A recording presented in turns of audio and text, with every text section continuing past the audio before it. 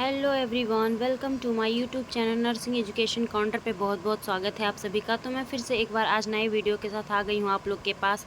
और यह वीडियो खासकर हमारे उन सभी स्टूडेंट्स के लिए जो अभी एग्ज़ाम देने वाले हैं उनके लिए मैं ये वीडियो ख़ास तौर पर बनाना चाहती थी, ताकि क्या हो कि आप लोगों को एक सही तरीका पता चल सके कि आप लोग एग्ज़ाम हॉल में किस तरीके से अपना टाइम को मैनेज कर सकें और किस तरीके से अपना जो लिखने का कॉपी तरीका है सही तरीका है। क्योंकि कॉपी तो सब लोग लिखते हैं, लेकिन सही तरीके से कौन कॉपी लिखता है वो उस पे मार्क्स भी उसी चीज़ों पे डिपेंड करता है कि आपका मार्क्स कैसे उठेगा। क्योंकि आपका कॉपी जो है वो उस पे डिपेंड करता है कि आपका मार्क्स आया कैसा है। ठीक है, तो इस चीज़ों को जानने के लिए, बताने के लिए, लोगों को आप लोगों तक पहुंचाने के लिए मैं इस वीडियो को बना रही हूं, ताकि आप लोगों को जब आप एग्ज़ाम हॉल में बैठो तो आप उन सारी चीज़ों को क्या कर सको कि एक बार अपने दिमाग में लेकर के बैठो, ताकि आपको ये क्या हो सके कि उस टाइम आपको ये सारी चीज़ें याद रहे और आप उसको फॉलो कर सको। ठीक है, तो आइए समझते हैं कि हम कैसे अपने टाइम, सबसे पहले तो क्या है कि हम एग्ज़ाम हॉल में टाइम मैनेजमेंट ही नहीं कर पाते। क्योंकि हमारा एग्ज़ाम जो क्या होता है कि एग्ज़ाम हॉल में हम बैठते हैं तो बहुत सारे प्रेशर होते हैं हमारे ऊपर। टीचर्स के प्रेशर होते हैं, अपना एग्ज़ाम का प्रेशर होता है, टेंशन होता है, जिसके वजह से हम क्या करते हैं कि बहुत सारे क्वेश्चन हमारे छूट जाते हैं या फिर हम नहीं कर पाते हैं टाइम के मैनेजमेंट नहीं होने के वजह से। तो इन सारी चीज़ों से बचाने के लिए मैं आप लोगों को ये वीडियो बना रही हूँ, ताकि आप लोगों को क्या हो सके, उसमें हेल्प मिल सके। उसके अलावा कॉपी किस तरीके से आपको लिखनी है, किस तरीके से आपको कॉपी को सजा करके लिखना है जिससे कि आपका ज़्यादा से ज़्यादा मार्क्स उसमें आ सके, वो मैं उसका भी तरीका बताऊँगी। और मार्क्स कैसे आप ज़्यादा से ज़्यादा ला सकते हैं, उन सारी चीज़ों के बारे में मैं आज सारी इन्फॉर्मेशन अपने इस वीडियो के थ्रू आपको दूंगी। तो बने रहिए हमारे इस वीडियो पे। तो आइए शुरू करते हैं और स्टार्ट करते हैं कि किस तरीके से आप सबसे पहले आपको टाइम मैनेजमेंट करना। तो सबसे पहले टाइम मैनेजमेंट कैसे करेंगे। तो सबसे पहले क्या होता है, आप लोग का 75 मार्क्स का टोटल एग्ज़ाम होता है। जो रिटन एग्ज़ाम होता है कितना मार्क्स का होता है, मार्क्स जो होता है वो आपका 75 मार्क्स का होता है। तो आपको सबसे पहले क्या करना है, उसमें आपका या तो 30 या 25 मार्क्स का क्या होगा, आपको ऑब्जेक्टिव क्वेश्चंस होंगे। ऑब्जेक्टिव कहने का मतलब है फिल इन द ब्लैंक्स।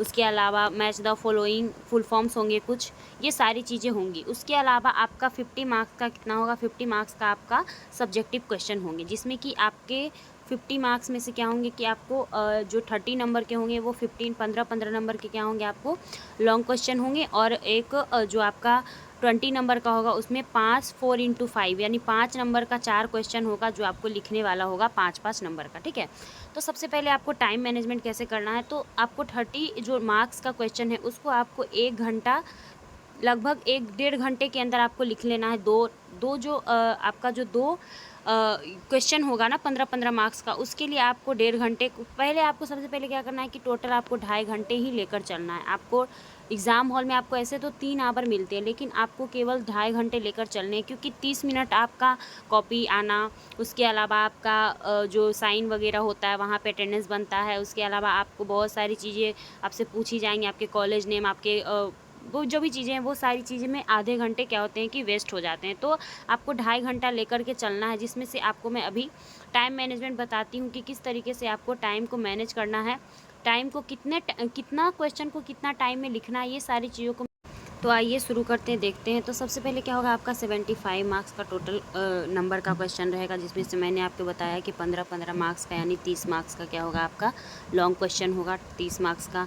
उसके अलावा आपको 5 मार्क्स का 4 क्वेश्चन होगा, जो कि आपका 20 हो गया, तो हो गया 50।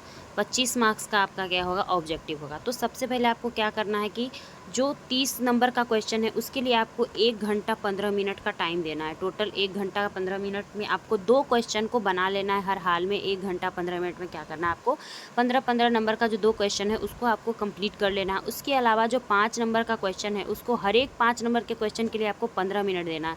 15 मिनट में आपको क्या करना है, बना लेना है। तो अगर 15 नंबर का क्वेश्चन है 5, तो अगर 4 क्वेश्चन है, सॉरी 5 नंबर का अगर 4 क्वेश्चन है, तो आपको क्या करना है, 15 चौका 60 यानी 1 घंटा आपको क्या करना है, टोटल 1 घंटा आपको देना है। किसमें 1 घंटा आपको देना है, 1 आवर देना है आपको शॉर्ट क्वेश्चन पे।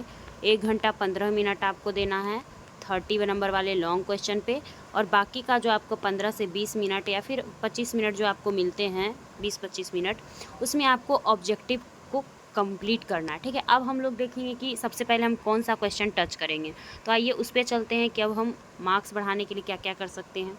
तो सबसे पहले आपको क्या करना है कि सबसे पहले आपको ऑब्जेक्टिव क्वेश्चन बनाना है। जो क्वेश्चन आपको आ रहा है ऑब्जेक्टिव में, उसमें बनाना है कि ऑब्जेक्टिव जो होता है उससे हम लोग मार्क्स को ज़्यादा से ज़्यादा बढ़ा सकते हैं। जितना ज़्यादा आपका ऑब्जेक्टिव सही होगा उतना ज़्यादा आपका परसेंटेज बढ़ेगा।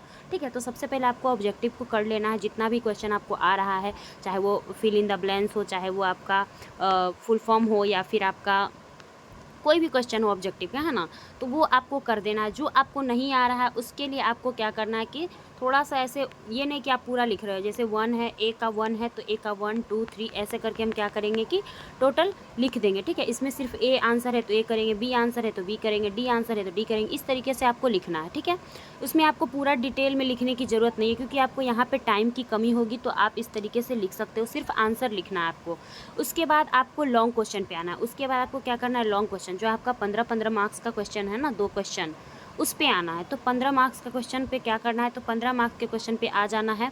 और 15 मार्क्स का क्वेश्चन के लिए हमको इतना बताएं, 1 घंटा 15 मिनट पे लिख लेना है। तो 30 नंबर का जो क्वेश्चन है टोटल, उसमें 1 घंटा 15 मिनट, तो एक क्वेश्चन के लिए कम से कम आपको क्या करना पड़ेगा कि आपको लिखना पड़ेगा 30 से 35 मिनट, 35 से 40 मिनट में आपको क्या करना पड़ेगा, लिखना पड़ेगा एक क्वेश्चन। तो जो 15 मार्क्स का क्वेश्चन है उसके लिए आपको क्या करना पड़ेगा, टोटल 35 से 40 मिनट में आपको क्या करना पड़ेगा, लिखना पड़ेगा 15 मार्क्स का एक क्वेश्चन। तो उसी तरीके से आप सेकेंड नंबर में क्या करेंगे कि लॉन्ग क्वेश्चन को आप लिख लेंगे। उसके बाद जब लास्ट में टाइम हमारा 1 घंटे का बचेगा, 1 घंटे या कुछ और समय अगर बचेगा, तो उसमें आप क्या करेंगे कि शॉर्ट क्वेश्चन को बनाएंगे। जो 5 नंबर का क्वेश्चन होगा ना, 5 मार्क्स का, उसको आप बनाएंगे। और उसमें क्या है, क्योंकि 5 मार्क्स का क्वेश्चन में आप 2 से ढाई पेज ही लिखना होता है, तो अगर आप उसमें थोड़ा शॉर्ट कट के भी मान लो आपके पास टाइम की कमी हो गया है, तो अगर आप थोड़ा बहुत शॉर्ट करके भी लिख रहे हो, 2 पेज, 2 पेज भी, ढाई पेज भी लिख रहे हो, लगभग 2 पेज भी लिख रहे हो, तो क्या होगा, वहाँ पे आपको मार्क्स मिल सकता है। लेकिन लॉन्ग क्वेश्चन में अगर आप थोड़ा सा भी क्या करोगे, कम कर दोगे, तो क्या होगा, लॉन्ग क्वेश्चन में मार्क्स नहीं मिलेगा। और ऑब्जेक्टिव तो इंपॉर्टेंट है, क्योंकि सबसे ज़्यादा ऑब्जेक्टिव से ही आपके जो मार्क्स हैं, आपके जो परसेंटेज है वो ऑब्जेक्टिव ही बढ़ाएंगे। क्योंकि ऑब्जेक्टिव क्या होता है, हमेशा अगर एक सही है तो डायरेक्ट आपको 1 मार्क्स मिलता है। अगर लेकिन लॉन्ग क्वेश्चन में क्या, आप कितना भी लिख दोगे 15 मार्क्स के क्वेश्चन में, तो आपको बहुत ज़्यादा तो 12 नंबर देगा, उससे ज़्यादा आपको नहीं देगा एग्जामिनर। ठीक है, और उसी तरीके से अगर शॉर्ट क्वेश्चन में अगर 5 नंबर का क्वेश्चन, तो बहुत देगा आपको, तो 3 से 3.5 नंबर आपको देगा, उससे ज़्यादा आपको क्वेश्चन नहीं देगा। लेकिन अगर ऑब्जेक्टिव पे आप फोकस करते हो, तो आपको क्या होगा कि आपको फुल मार्क्स मिलेगा अगर आपका ऑब्जेक्टिव सही है तो। लेकिन हाँ, ये पॉसिबिलिटी भी है कि अगर गलत हो गया तो टोटल आपका 1 नंबर कट सकता है। तो इसलिए ऑब्जेक्टिव को ध्यान से बनाना है। और अगर कुछ ऑब्जेक्टिव आपको नहीं आ रहा है, डाउट उसमें लग रहा है, तो उसके लिए आप क्या करो कि थोड़ा छोड़ दो उसको अभी के लिए, उस टाइम के लिए, और क्या करो, आप आगे बढ़ जाओ।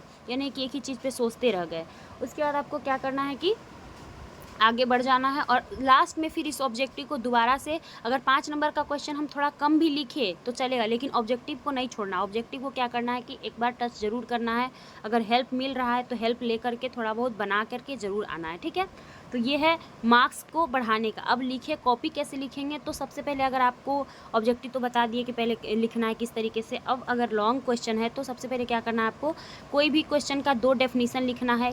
ठीक है, या तो एक इंट्रोडक्शन और एक डेफिनीशन लिखना है। ठीक है, उसके अलावा अगर 7 नंबर का क्वेश्चन, 7-8 नंबर का क्वेश्चन पूछ रहा है, तो आपको कितना करना है, तो कम से कम 4 पेज में लिखना है। ठीक है, जिससे कि क्या होगा कि आपका, उसके अलावा आपको पॉइंट को ज़रूर डिनोट करना है। जैसे मान लो किसी का उद्देश्य पूछ रहा है, उद्देश्य क्या है, तो उसका उद्देश्य का सबसे पहला पॉइंट क्या है, उस पॉइंट को ज़रूर हाईलाइट करना। और पॉइंट को क्या करना, हाईलाइट करने के बाद अगर आपके पास टाइम बचता है तो उसको नीचे से ऐसे, जैसे मान लो यहाँ पे हम उद्देश्य लिखे, ठीक है, कि होम विजिट का, गृह मुलाकात का उद्देश्य क्या है, तो हम क्या करना, उसको थोड़ा सा हम अंडरलाइन कर देंगे, ताकि क्या हो कि हमको ऐसा लगे कि हाँ, बच्चा जानता है उस चीज़ों को। तो आपको पॉइंट वाइज चीज़ों को लिखना है, जिससे कि एग्जामिनर को लगे। उसके अलावा आपको फ्लो चार्ट ज़रूर बना करके लिखना है। जैसे मान लो किसी का 3 टाइप है, ठीक है, जैसे मान लो कि कोई भी क्वेश्चन आया, उसका 3 टाइप है, तो आपको क्या करना है, इस तरीके से फ्लो चार्ट को बना करके अच्छे से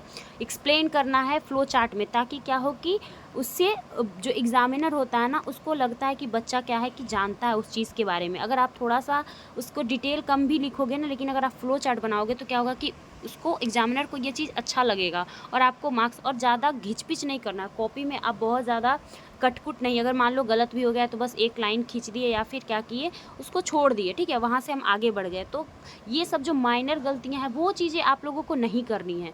माइनर ये सब ही गलतियाँ हैं जिसकी वजह से कॉपी बहुत गंदा दिखता है, और क्या होता है एग्जामिनर उसमें अगर आप अच्छा भी लिखे हो ना फिर वहाँ पे मार्क्स वो नहीं दे पाता। और राइटिंग को कोशिश करना कि जितना अच्छा बना करके हम लिख सकते हैं उतना अच्छा बनाएंगे, ठीक है। और कंटेंट तो खैर मैटर करता ही है, उसके अलावा ये सारा चीज़ मैटर ज़रूर से ज़रूर आप लोग ध्यान रखेंगे, मैटर करता है, ये सारा चीज़ भी मैटर करता है, ठीक है।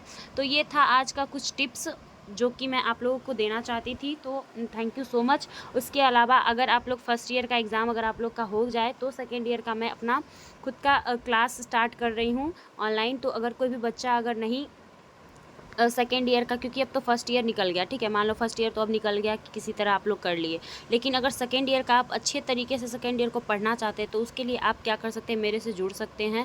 मैं ऑनलाइन क्लास स्टार्ट करने वाली हूँ, तो उसके लिए आप मेरे टेलीग्राम चैनल पर भी मैसेज कर सकते हैं, या फिर अगर किसी के पास मेरा व्हाट्सएप नंबर है तो आप डायरेक्ट व्हाट्सएप पर भी मैसेज करके मेरे तक आप पहुँच सकते हैं और मेरे से बात कर सकते हैं कि हाँ हमें क्लास लेनी है, ठीक है। तो बाकी डिटेल के लिए आप मुझे मैसेज करेंगे, मैं उसमें आपको बता दूँगी। Thank you so much complete video में बने रहने के लिए बहुत बहुत धन्यवाद। एग्ज़ाम दीजिए अच्छे से, ऑल द बेस्ट।